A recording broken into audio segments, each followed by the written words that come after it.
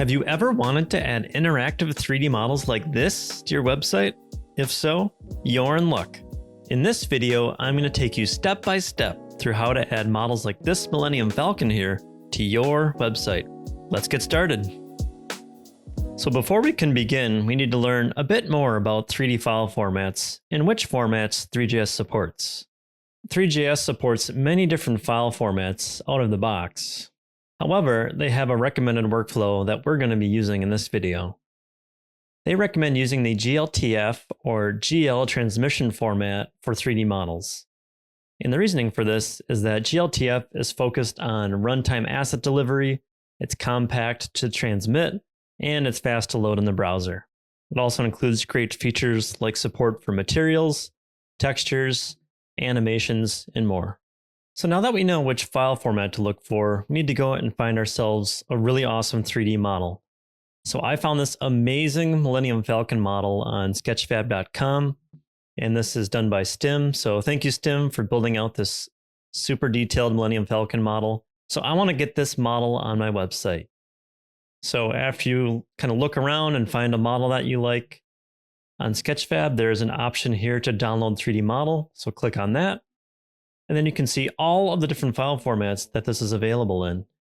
And we can see that luckily this model is available in the GLTF format. So I'm going to go ahead and download that, and then we'll start doing some coding. So I went ahead and created a very simple website, and I'm going to be adding a 3D model to this site. So I can have my Millennium Falcon sitting right here, and the user can spin it around and interact with it. So just to look at the file structure very quickly, I have my index.html file, which contains all my HTML code, obviously. I have a JavaScript file, which is going to contain all of our Three.js code.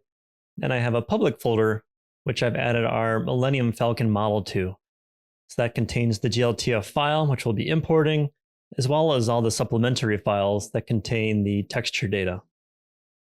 In order for Three.js to work properly, we need to serve it from an actual server. Now, in order to do this, you can either set up a Node.js server, or I'm using a bit easier alternative for testing here. I'm using the Visual Studio Code extension called Live Server. I highly recommend downloading this. So in my file structure here, I can right-click on my index.html file and click on Open with Live Server. So that is the window that I have open on the right here. This is the website being served with Live Server. Let's very quickly look at what's in our index.html file. First of all, we have the title for our page. I am importing some CSS here. And this is very important. We are adding our Three.js dependencies here. So this is straight from the documentation, but we need to make sure that we are importing the Three.js library as well as all of the add-ons. The body of our HTML document is very simple. I have a little header here with the Millennium Falcon as a title and a little fading border. And right here, we are importing our main.js file, which is going to contain all of the JavaScript code we need to load our model. The first thing that we need to do is to import the Three.js module, and we can do it with this line here. The next thing that we need to do is to set up our renderer. Here we're creating a new WebGL renderer, and we're setting anti-aliasing to true just to give the edges a bit of a smooth effect. And we need to make sure to set the output color space of our renderer to sRGB color space. Now this may be different depending on the color space of the models that you're working with, but sRGB is typically the default. Then we set the size on our renderer to the inner width and inner height of the window. And then we make sure to clear the renderer to a black color. So this is kind of the default color when there's no models on the screen. And this line here sets the pixel ratio to make sure that our scene is rendering appropriately on different devices.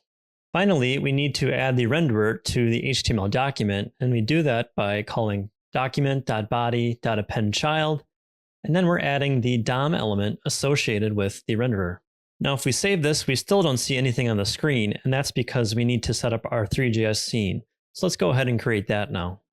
We'll start by defining a new variable called scene, and that will be a new 3.scene object. The next thing we need to do is to set up a camera.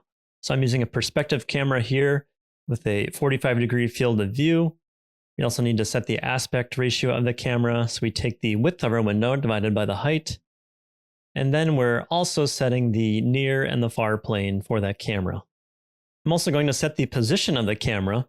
So I've predetermined this to be a good position for the camera. We want it far enough away from the model so that we can actually see it. If you don't set this to anything, the camera defaults to the origin of the scene, and you might actually be inside of your model when you try and view it and you won't see anything at all. Before we import our model into the scene, we need to add some basic geometry so we can make sure that the scene is actually rendering and working appropriately. I'm going to add a plane to our scene, and this is what the Millennium Falcon will sit on top of. So we're setting the width and the length of that plane to 20 units, and we're setting the width and the height segments to 32 each. Now I also need to rotate our plane by 90 degrees, so this makes sure that the plane is sitting flat on the ground, otherwise it's oriented vertically. I'm also creating a new material that we're going to apply to our geometry. So we're setting a basic gray color for this material, and we're also setting this side property here to make sure that Three.js renders both sides of the plane. By default, it only renders one side of the plane, and that can cause issues with shadows later on. Finally, we're creating a mesh from our geometry and our material, and we're adding that mesh to the scene. Lastly, we need to make sure to render our scene. So we start by creating an animate function, and within that we call request animation frame, and we pass in a reference to our animate function, and then we ask the renderer to render our scene with the camera that we created. So to kick off the rendering process, we need to actually call this animate method, and this will kick off the render loop, and all animation frames after that will happen automatically. Now you may be wondering why we're still not seeing anything in our scene. We have our scene, we have our camera, we've added a plane mesh to our scene, we're animating it, so why isn't anything showing up here? So the reason is we don't have any lights in our scene yet. So we need to go ahead and add a light. I'm going to add a spotlight that's going to shine down on top of the Millennium Falcon. So after our code where we create our ground plane, I've created a new spotlight here. So I'm making this a white light. I'm setting the intensity, the distance that the spotlight shines, and then these two values control how the spotlight kind of attenuates near its edges. Finally, we need to set the spotlight to a position where it can shine on our scene. So I just gave it a Y position of 25, so that'll be directly overhead our model. And then be sure to add that spotlight to the scene. Now that we've saved our changes, we can see that there is a lit portion of our scene here, but our camera is not looking at it on center. We can fix this by calling the lookAt method for our camera. So we're telling the camera to look at the origin of our scene. So if we save these changes, we can now see that our spotlight is lighting up our ground and our camera is looking at the center of where that spotlight is shining. We now have a basic scene set up and we're ready to add our 3D model to the scene. When doing anything in Three.js, it's really important to look at the documentation. I went ahead and looked up the documentation for the GLTF loader. So it tells us that we need to import the GLTF loader from the Three.js add-ons module. Additionally, if we scroll down, we can see an example of how we can load a GLTF file in our scene. Let's start by importing the GLTF loader into our main.js file. Next, we need to create a GLTF loader. I've created a new variable called loader, and that is an instance of the GLTF loader. And I'm also setting the default path for that to my public Millennium Falcon folder. So if you remember my folder structure here, I have my public folder and then my Millennium Falcon model, which I unzipped from my download from Sketchfab. I've added that folder in here, and that contains all of my GLTF data.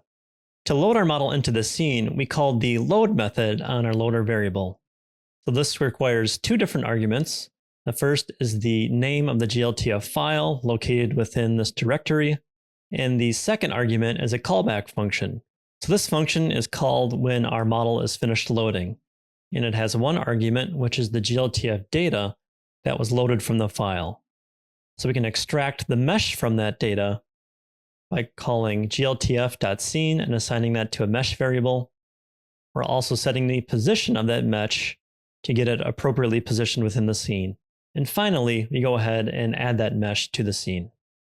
So if you go ahead and save, And after a little bit of time, we can see that our model is now loaded into the scene. And just like that, we have our model loaded and textured. While this is all fun and good, we can't really interact with our 3D model. Fortunately, Three.js has a different module that we can use called Orbit Controls. Orbit Controls, as the name suggests, allows our camera to orbit around a specific target, and it automatically sets up all of the mouse events so we can pan, zoom, and rotate around our object. The Three.js documentation is very complete and has all the code that we need to set up these orbit controls. We'll need to start by importing the orbit controls module and then setting up the orbit controls within our file. So let's go ahead and do that now. So I've imported the orbit controls at the top of our file from the Three.js add-ons module. Let's go ahead and create our controls now under our camera. So this may look complicated, but it's very simple to set up. I've created a new variable called controls, and I've created a new instance of orbit controls. That requires two arguments, a reference to our camera object that we've created, and the DOM element associated with our renderer.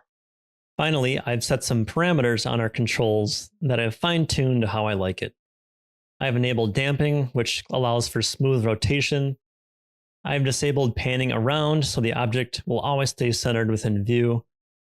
I've set the minimum and maximum zoom distance, the minimum and maximum polar angle, which is basically how high or how low the user can tilt the camera. And I've disabled auto rotation. Finally, I've set the target that our camera is looking at to slightly above the Millennium Falcon, just to give it a bit better view. So we can go ahead and delete this line right here. Finally, we need to call update on our controls. This will apply all of the changes that we have made to the orbit controls object. The last thing that we need to do is to make sure to call the update method on our controls within the animate function. If I save this, I can now use my mouse to rotate my model around, and I can use the mouse wheel to zoom in and out and look at all the fine detail on my model.